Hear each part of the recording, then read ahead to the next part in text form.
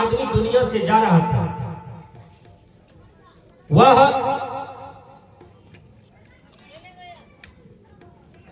पूरे कुटुंब लोग को बुलाए,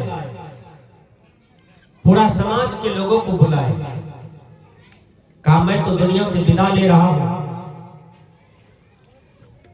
हम जो तुम लोगों के बीच में 100 बरस तक रहे हैं, इसमें जरूर हमसे गलती भूल हुई होगी, इसलिए क्षमा कर देना, क्योंकि तेरा मेरा रिश्ता कुछ दिन का था, अब सारा चीज छोड़ करके मैं अकेले जा रहा हूं, इसलिए हमें माफ कर देना। वो रोने लगता है और उसके पीछे समाज, कुटुंब, परिवार सब रोने लगते हैं।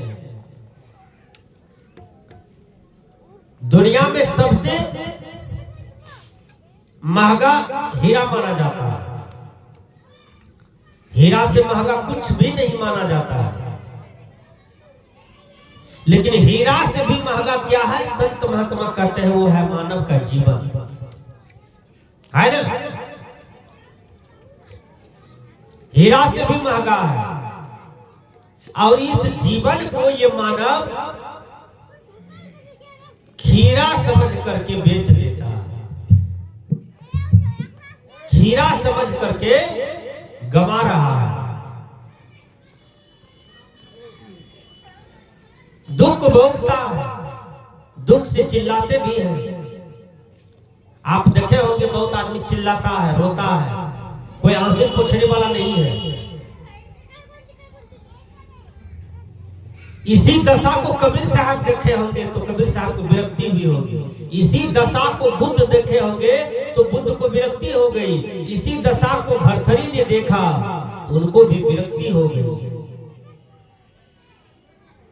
लेकिन आज हम लोगों को बार बार माया का थपेरा लगता है, बार बार माया का धक्का लगता है, लेकिन फिर भी हम इतना थेथर हो चुके हैं कि हम लोग उस जाल को छोड़ना नहीं चाहते हैं। जैसे गोबर की कीड़ा को गोबर ही प्रिय लगता है, नीम के कीड़ा को नीम ही प्रिय लगता है, नीम के कीड़ा को चीनी दे दीजिए तो वो ग्रहण नहीं करेगा, क्योंकि जीवन भर वह नीम को चूसा है, तो आज चीनी कैसे प्रिय लग सकता है। कोई कोई आदमी जब मरता है तो देखिएगा वो मछली भात खाने के लिए मांगता है, क्यों? जीवन भर मछली खाया है, जीवन भर बकरी खाया है, जीवन भर मांस खाया है, और मरने के काल में, दम टूटने के काल में भी मछली भात मांगते हैं। उसको कहिए कि तुम आप राम का नाम लीजिए, आपको मुक्ति मिल जाएगी, दुख से छुटकारा मिल जाएंगे, तो वो राम का नाम नहीं लेते हैं, वहां मुंह बंद कर लेते हैं, क्योंकि जीवन में कभी उन्होंने राम का नाम लिया नहीं। इसलिए संत कहते हैं, क्या कहते हैं,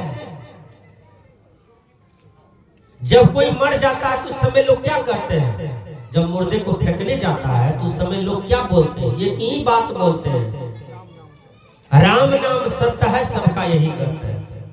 राम नाम जो उच्चारण करता है ना वहां आदमी, इसलिए आदमी को हिम्मत रहता है, क्योंकि सत्य केवल राम नाम है। वो राम क्या है? दशरथ घर का राम नहीं है, दशरथ पुत्र राम नहीं है, वो राम है आपकी आत्मा। ठीक से समझिए, यदि आज तक आप नहीं समझे तो समझ लीजिए, वो राम है आपका आत्मा, वही राम सत्य है, वही राम अमर है, वो राम कभी मरता नहीं है। मरता क्या है? देह मरता है, शरीर मरता है। उस राम को मारे जाने पर भी नहीं कोई मार सकता है, क्योंकि वो तो अविनाशी है, वो तो अखंड है, वो तो अमर है।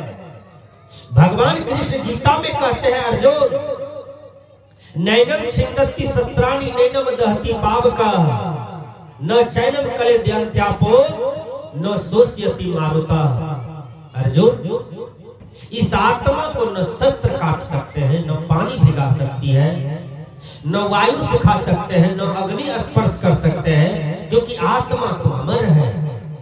विचार कीजिएगा, ये आत्मा जब शरीर का त्याग करता है तो कहां जाता है?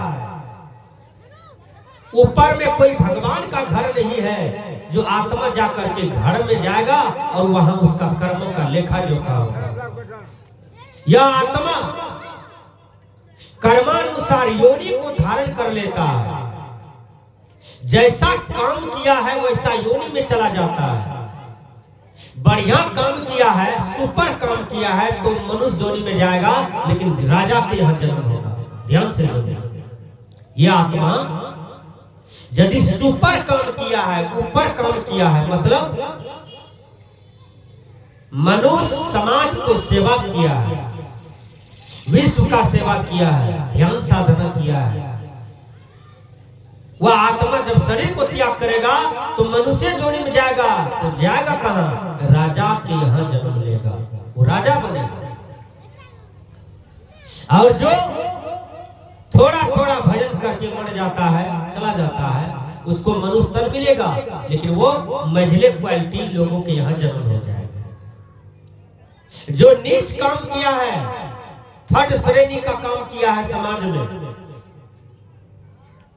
तो वो गरीब घर में जन्म होगा। मनुष्य तन में जाएगा, गरीब घर में जन्म होगा। जो जीवन भर गलत काम किया है, कभी बढ़िया काम नहीं किया है, वो मरेगा तो 84 लाख योनि में जाएगा। बाबा में ही कहते हैं, आवागमन सम दुख न दूजा, इसके निवारण के लिए प्रभु भक्ति करना चाहिए। प्रभु भक्ति करो। प्रभु मतलब आत्मा। इसी आत्मा को प्रभु कहते हैं, इसी आत्मा को ब्रह्मा कहते हैं, विष्णु कहते हैं, महेश कहते हैं, हरि कहते हैं, हजरत कहते हैं। इसी आत्मा के अनेकों नाम है, हजारों नाम है। इसको जिस नाम से आप पुकारिए, राम नाम का जहां भी चर्चा है तो राम नाम का मतलब होता है आत्मा। यही आत्मा का नाम राम है। इसलिए इस राम का कल्याण चाहते हैं तो भजन में लगना होगा, सत्संग में लगना होगा,